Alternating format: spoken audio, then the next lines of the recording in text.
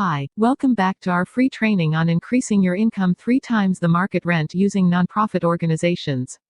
I'm Sydney, your instructor. In this video, you will discover what opportunities are available to you financially when creating passive income through shared housing utilizing special needs properties needed when starting and accessibility for both tenant and landlord. But first, let us start with real estate and the problems associated with it. Let's say you first buy investment property with the hope of rehabbing and flipping it to make a ton of cash. Well, yes, that strategy does work if you have a ton of money to fix it up in the beginning. Or you can get funded for fix-up from a private lender or hard money that is also associated with high interest. Also, the rehab is taking way too long to finish. You end up with a loss or you did not get an estimated return as anticipated. Second scenario, you purchase an investment property to hold and rent out. Well, depending on if you bought that property cash or took out a mortgage can make a difference.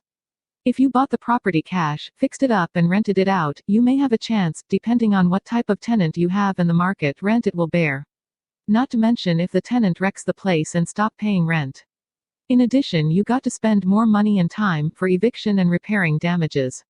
Now, what if you have bought the property cash, fixed it up and rented to a nonprofit? Also, what if instead of renting to just one person but you rent to 3 people that are paying individually and all rents were paid through that nonprofit? Would that be more of an ideal situation? This solves 2 problems: cash flow disruption and horrible tenants. Do you remember the Golden Girls sitcom TV show? It was based on the shared housing concept. 4 women who shared a property paying individual rents. Its own built-in support system. They were semi-independent individuals that went to work and lived their lives perfectly with few problems.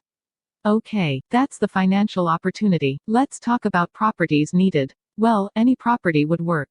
However, start with a 3-bed 2-bath or it can be 1 bath. These properties are the sweet spot and this is why. No fire hazards with overcrowding a property. Less personality conflicts and neighbors are easier to get along with. Accessibilities. All doors need to be accessible for you and the tenant. You can go with key boxes with extra set of keys to each room on outside of exterior door for maintenance, landlord, and in case someone loses a key. Or you can go with digital keypads. Expensive up front but cheaper in the long run. Accessibility when it comes to tenants, which brings us to types of tenants. These tenants are semi-independent. They do not need wider doorways for wheelchairs and ramps. These are the types of tenants that have mild disabilities such as post-traumatic stress syndrome, abused women, elderly, homelessness, etc. They are still functional and able to live independently. This concludes this video on open opportunities available. In the next video we will discuss financial analysis. Let's get to the next video.